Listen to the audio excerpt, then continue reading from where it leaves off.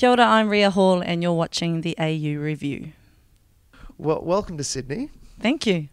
It's album release week. Congratulations. Thank you very much. I know there's been a long road to get to this point. Can you talk me a little bit through how Rules of Engagement has evolved over the last 5 years?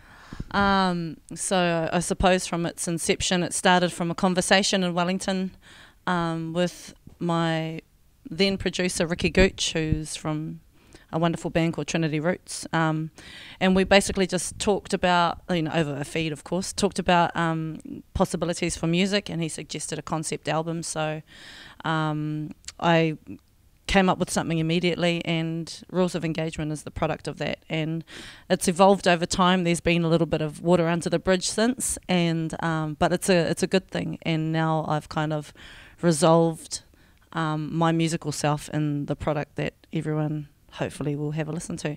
So it sounds like there was a process to get to that point, though. Yeah. Like anything, I suppose life gets in the way. There's always, funding is a contestable thing in order to create the music. So there's all of that kind of, those things as well. But I moved away from Wellington as well. I moved back to Tauranga. And so I started the project in Wellington and finished it this year in Tauranga. So where I come from. So that's pretty cool too. What was that moment where you went, okay, I'm finished? Was it a deadline that you just had to be finished by? Or was there a moment when you just listened to it and you went, I know this is done? It was actually a deadline. I was due to go to America in the middle of July, and I was like, right, 2 days before I'm going to be finished. So I can go to America with a clear head, clear conscience, and all my work's done. And I achieved that. And we achieved that, I should say, because it's never a solo effort. So I finished this in Tauranga at Tiki Dub Studios, which is a solar-powered, amazing studio where I come from, run by Tiki Tani, who's amazing. And I'm just super stoked that it's now done. Speaking of Tiki and the list of people you had working with you on this record, it's a who's who of New Zealand royalty, musical royalty. Can you talk me through a little bit about the people, the team that you put together over the years for the project? So it started in Wellington with Electric Wire Hustle, which was a wonderful process because they kind of opened up my musical brain even further, just to think further afield and think deeper musically. And so we did that, which was a really nice place to start. So I've got a track on here with Maratike on my album called Black Light, and that's just a really beautiful ode to another amazing artist from New Zealand called Ralph Hotere, who was a visual artist who passed away. So that song was in honour of him. I then did a track with Shay Fu, who is roots hip-hop reggae royalty in New Zealand. And the track that I did with him, Tell Me, is a song that speaks to various social and cultural issues back at home in New Zealand. But it's fitting because it works on a global scale as well. We all have these kinds of things that happen to us around the world. So he was the person that I phoned in for that, and he heeded the call, which was amazing.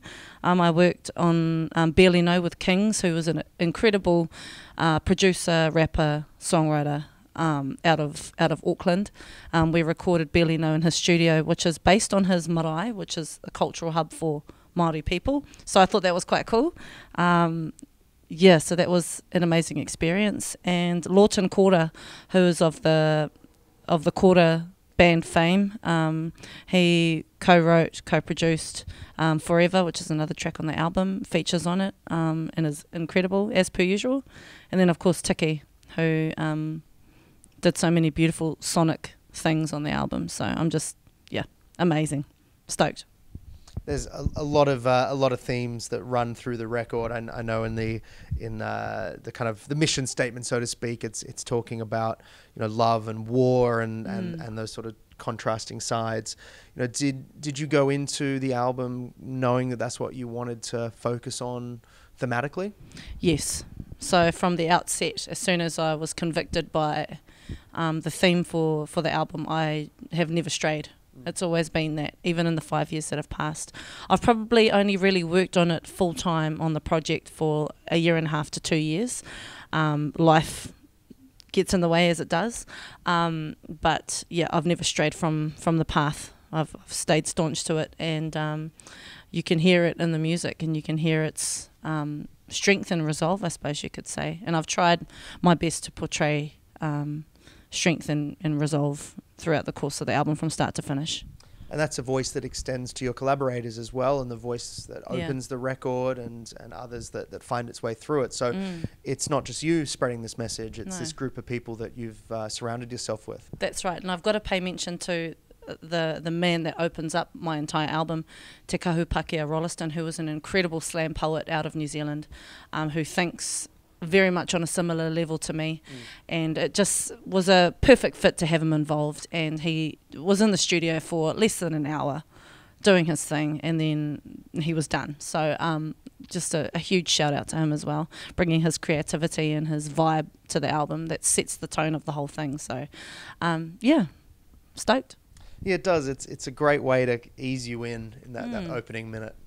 I think it is too, you know. And then the second track drops, Te Kawa o Te Riri, which is a track entirely in Māori, in Te Reo Māori, and it kind of just everything percolates from that point onwards, and that was kind of how I envisaged my album to be, and we've achieved it, so I'm pretty happy.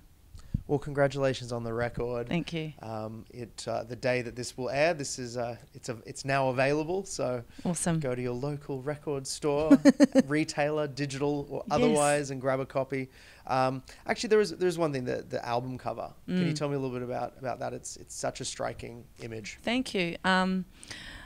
Yeah, we took the pictures this time last year, so a year ago, and the whole vibe of the album is kind of the traditionalism meeting contemporary times, modern, and, you know, looking back to our past. And so that's what we tried to portray with the album artwork. So the cover is you know, half me in a modern context, and then half of the rules of engagement written on my face in kind of scroll and script, and that's obviously me meeting both worlds to bring them into the future. So that's the vibe, really.